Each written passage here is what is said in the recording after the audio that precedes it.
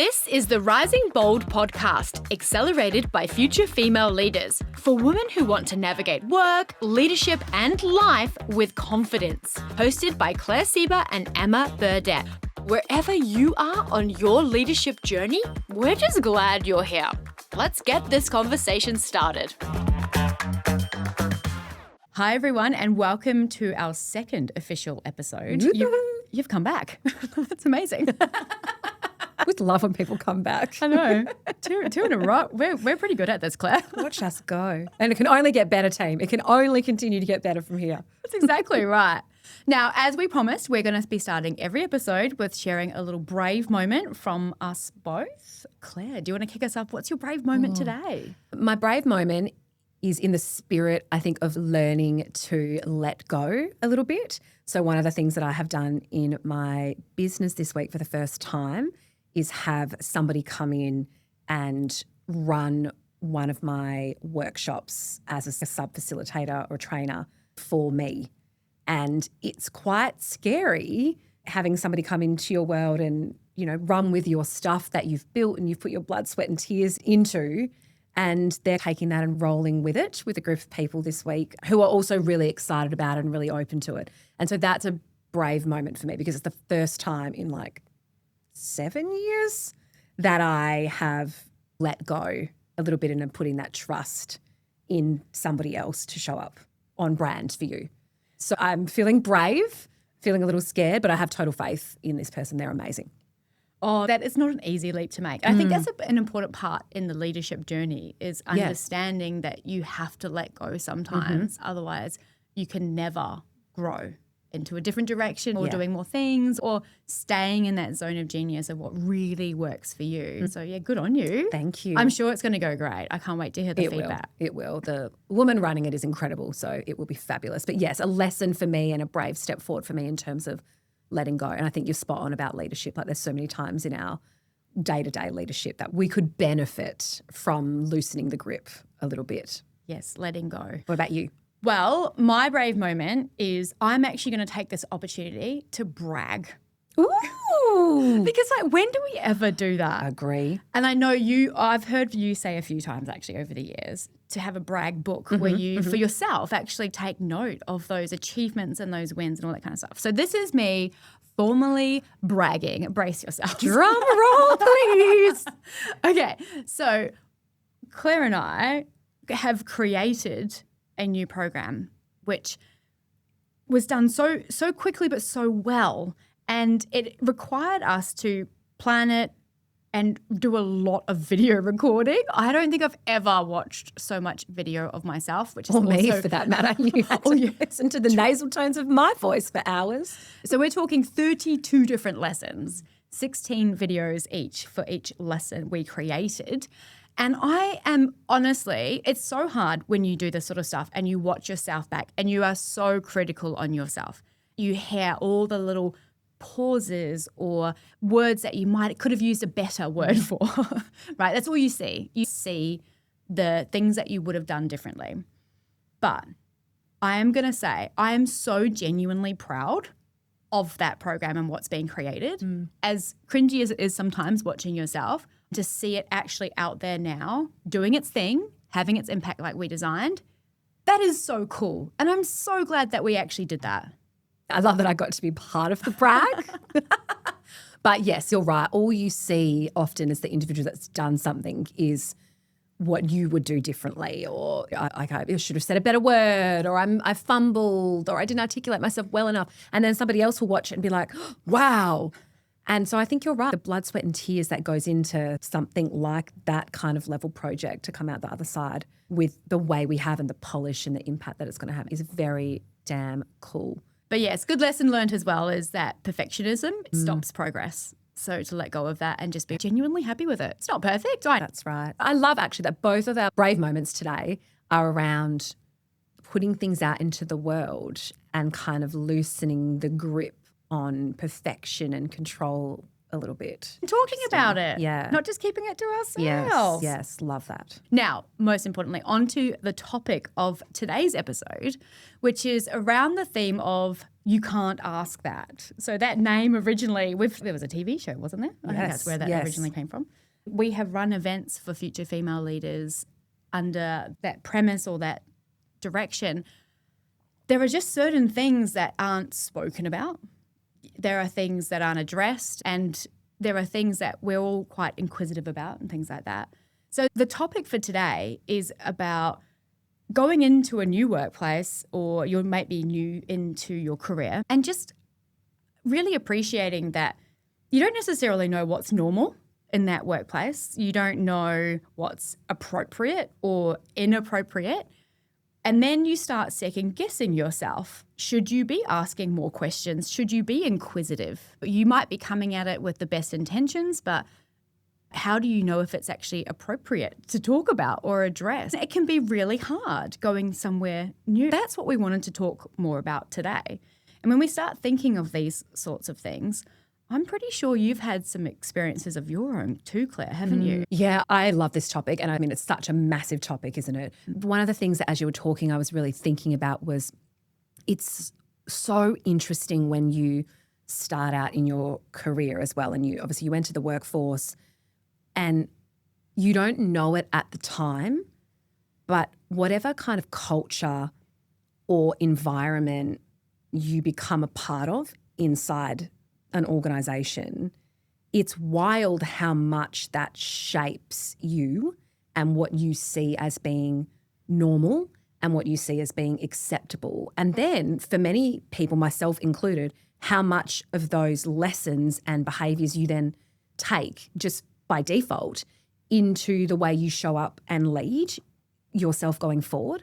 If I think about some of the first organisations that I was in, like very much around presenteeism kind of culture, and it was just like you could be Googling cat videos all day, but as long as you're at your desk for 8 hours, that was all that mattered. And it was so very much around presenteeism, and that environment shaped my definition of leadership and sort of that whole clock watching mentality, which I then took into future roles and the way I engage with people and interact with people. And just because you're so new in your journey and your career, you don't know if you can ask or challenge, or you just assume, oh, okay, that's the way things are done. And so that kind of came up for me just from a cultural perspective. Like anyone that's listening that is early on in their career, my invitation to you would be make sure that you don't just assume that the environment that you're in and the culture that you're in is standard, particularly if it's one that doesn't feel good or it doesn't feel right, or there's something in your gut that's saying to you, this seems a bit odd, or the way my manager just spoke to that person, is that normal? Don't be afraid, at least as a starting point internally, to have the voice in your head that questions things. Because if I'm honest with myself, I don't know if I really did that enough in the really early parts of my career. I just took it as like, oh, okay, this is how we do things here. And so, for example, tying back to the boundary and what's acceptable and not acceptable, you also don't know what you don't know either. So you have to be kind to yourself for that perspective. But I think back to one of my first roles, and she's now a dear friend of mine, but at that time we were peers and we used to sit side by side each other, and we were both responsible for supporting two of the quite senior men inside this organisation that I was in at the time. We were both in at the time. And some of the things that we were exposed to, because they were very senior and we were sort of the admin support, in hindsight was wild. Some of the conversations that I used to overhear, some of the sidebar talk that they used to have, maybe thinking that we couldn't hear, was just wild. But most of all, they gave us both nicknames, as well as another female on the team that I won't share what the nicknames were. They gave us nicknames that they used to just call us that were, in hindsight, really not acceptable or appropriate. But we were so young and quite junior that you sort of think, this seems odd, but I don't know how to deal with it, so I'll just laugh it off. Did a part of you think that because you were granted a nickname, you were part of the team? Yes, 100%. And I think I also thought, and the other side of this that I should say too, is that I was given really good opportunities by this manager as well. So they were actually very supportive from a growth and an exposure perspective. And they spoke my name in rooms that I wasn't in. And so there was that side of things that was fantastic. But then there was this other side that was like, as a leader, you're a role model. And what I'm learning from this is that it's acceptable to say the kinds of things that I hear you say. And maybe you think, I can't hear you, but I can hear you and the office can hear you because it's open plan. I think it's a really interesting space to be where on the one hand, you're having a really great experience and getting these opportunities that you feel so grateful to have because you're so junior. And then on the other side of things, you're like, but there feels like there's this strange ickiness about this too. And I don't really know how to navigate that. And it's only now that I look back, hindsight's a valuable thing and wisdom is a valuable thing. But at the time, it was a really interesting space to be. And I didn't know how to ask what I should ask or what I should say. But you also don't know if you should ask. Yeah. I think this is the problem when we don't create our own network, own support network, whether it's in the organisation or outside of the organisation. You hesitate. You go, can I even question that? Can I ask that? Because I don't want to be seen or labelled as the goody two-shoes or the difficult one. We have these labels in mind that we think that we might end up with. I think it's probably to that point as well. It's a really good reminder of the importance of being able to go to a safe area or community that you can ask to say, should I be questioning this? Who should I be going to? And how do I have that conversation? Definitely. And also that fear of, if I bring it up, will I be seen as difficult or just annoying or whatever it might be? And then therefore, might all of the things that I'm getting at the moment that are really good about this, might I lose them? And so all those kinds of things go through your head. I think you're right, having people that you can go to and just feel safe to say, this is what's happening. I don't even know how uncomfortable I do or don't actually feel about it. I don't even know if it bothers me that much, but should it? Is it weird? Having somebody that you can ask those questions to, particularly in the early stages of your career, I think is so valuable. And I didn't have that then. You're so right. And you don't know what you don't know. And so every day you just carry on thinking that that's normal, and then you go to a different workplace and you go, whoa, this is very different. Mm-hmm. Very, very different. And I also think when it comes to things that you can or can't ask, right? Even as an adult now, there are things that I'm often like, oh gosh, I don't want to say the wrong thing, or my intentions are really good, but what if I get the language wrong and I'm going to offend that person or I'm going to upset them? So I think my observations are that often what then can happen is we avoid, which can have a detrimental effect as well, because that can isolate us and it can isolate other people who then think we're not communicating with them or we're not interested in them as a human when we are. I don't know how to say the thing. And I've been playing with this idea a lot lately around clumsy can still be kind. And I think when I say I'm playing with it, I'm still kind of, I guess, ruminating on it myself. But what I mean by that is I think we don't always have to be robotic, polished, perfect human beings. And sometimes I think we won't do the thing because we're worried about getting it wrong. And so then therefore not doing the thing actually makes it worse. Whereas I think if you go into a conversation potentially with somebody, even your manager or maybe somebody in your team, that you want to bring something up and you kind of want to ask a question, but you really don't know how to say it right, I actually think starting that conversation with, can I request permission to be a little bit clumsy with this? Please know my intentions are really good and I'm trying to get it out the right way, and I want you to tell me if I don't. But I think the better thing for me to do here is to try to have the conversation than to totally avoid it. And in my experience, when you do that, 99% of the time, people are like, oh, heck yes, let's have a clumsy conversation together. But I think often we put so much pressure on ourselves to have it perfect that then if we can't, because we're not perfect, we just don't do it at all. And I think the other side of that too is recognizing if people are particularly defensive or judgmental because you've been asking something, especially if you've asked in a respectful, polite way. Sometimes you need to recognize that's a them problem. You've done the best thing possible that for whatever's going on in their world, whatever they're thinking, You can't control the way everyone thinks. If you just feel like you might have overstepped something, then that's when you have to address it. And you have to say, I'm sorry if I've made you feel uncomfortable. I'd love to know how or why, or let's talk about it some more. But yeah, you just don't know how people will react sometimes. It is a fine line to walk when it comes to being interested and inquisitive and wanting to learn and know. And I think timing is a big part of it as well. Building rapport and showing an understanding of each other, I think, can help too. But the other side of it is when you're in a workplace and you are asked something that your immediate thought is, you can't ask that. Yeah. I don't think you should be asking me that, or I don't want you to ask me that. To be confronted when you're trying to make a great impression, new somewhere, again, you don't want to be that person that's just being difficult, but you don't want to answer that question. I've been caught up with that in the past. I've had some really unusual, inappropriate questions asked, even recently. So this isn't just about being young. This happens all the time. I was in a room with people that I know from a business perspective, like networking, and we're all sitting there, we're talking about business. And at the table, in front of about 12 people, somebody from the end of the table looked at me and addressed the whole table and outright asked, how much did your house cost to build? I was like, oh, it kind of blew it off. But they kept going, no, how much was it? I was like, that's inappropriate. Yeah. How do I politely decline answering this question? It's no one else's business.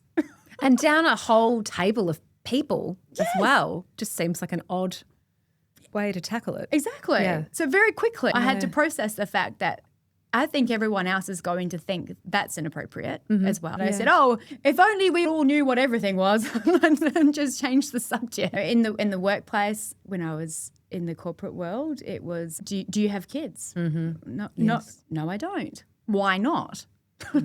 I get that one. I've never met you. I know nothing about you. I really feel like I don't need to justify my life decisions to you. Yes. What has that got to do with my ability to do my job?